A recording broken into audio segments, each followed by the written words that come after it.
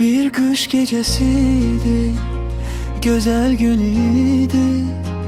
Senle geçirdiğim özel geceydi. Sevgi dolu senli anlar, ebedi benimle hatire kaldı.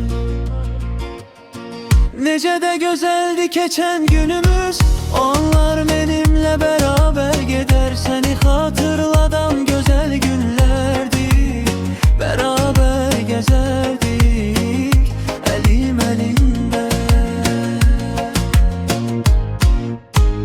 Gözüm gözünde, göyden kar yağardı, güzel geceydi. Bizim sevgimize marak atardı hamsı hatirelerden. A benim oldu, mənə senden kalan güzel anlarım.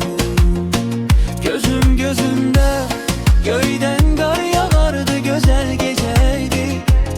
Bizim sevgimize marak atardı hamsı hatirelerden.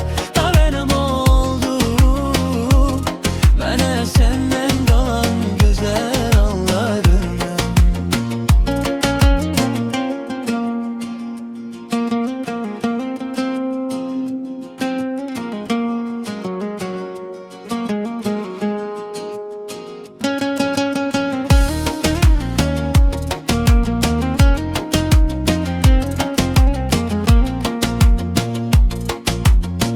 Necə də gözəldi keçən günümüz, o anlar benimle beraber gider. Seni hatırladan güzel günlerdi, beraber gezerdik elim elinde.